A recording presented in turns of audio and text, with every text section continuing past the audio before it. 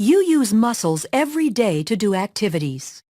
This woman is using muscles to breathe, circulate blood, and move her hand to take notes. Your cardiac and smooth muscle tissues are involuntary. You do not consciously control their actions. Skeletal muscle works under voluntary control. Skeletal muscles are composed of bundles of muscle fibers. Muscle fibers are long cylindrical cells containing several nuclei. Muscles will contract or relax when they receive signals from the nervous system. A neuromuscular junction is the site of the signal exchange. This is where the synaptic bulb of an axon terminal and muscle fiber connect. Muscle fibers are composed of many myofibrils. A myofibril contains contractile units called sarcomeres. Sarcomeres run adjacent to one another down the length of the myofibril. Each sarcomere consists of alternating thick and thin protein filaments, giving skeletal muscle its striated appearance. The muscle contracts when these filaments slide past each other. The thick filaments are myosin, which are anchored at the center of the sarcomere, called the M line. The thin filaments are composed of the protein actin, which are anchored to the Z lines on the outer edges of the sarcomere. Because the actin filaments are anchored to the Z lines, the sarcomere shortens from both sides when actin filaments slide along the myosin filaments. Although the action between the filaments is described as sliding, the myosin filament actually pulls the actin along its length. The cross bridges of the myosin filaments attach to the actin filaments and exert force on them to move.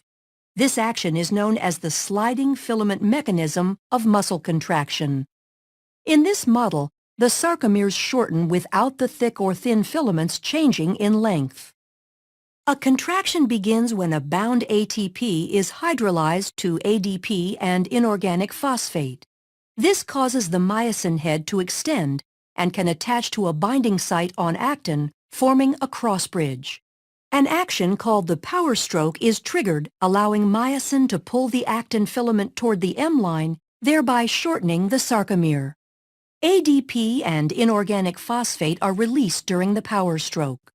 The myosin remains attached to actin until a new molecule of ATP binds, freeing the myosin to either go through another cycle of binding and more contraction or remain unattached to allow the muscle to relax.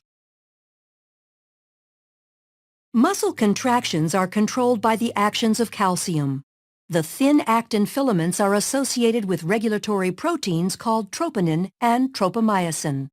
When a muscle is relaxed, tropomyosin blocks the cross-bridge binding sites on actin. When calcium ion levels are high enough and ATP is present, calcium ions bind to the troponin, which displaces tropomyosin, exposing the myosin binding sites on actin. This allows myosin to attach to a binding site on actin, forming a cross bridge. Calcium ions are stored in the sarcoplasmic reticulum and are released in response to signals from the nervous system to contract. Neurotransmitter molecules are released from a neuron and bind to receptors, which depolarizes the membrane of the muscle fiber. The electrical impulse travels down the T-tubules and opens calcium stores. Calcium ions flow to the myofibrils, where they trigger a muscle contraction. As the actin and myosin slide along each other, the entire sarcomere shortens as the Z lines draw closer to the M line.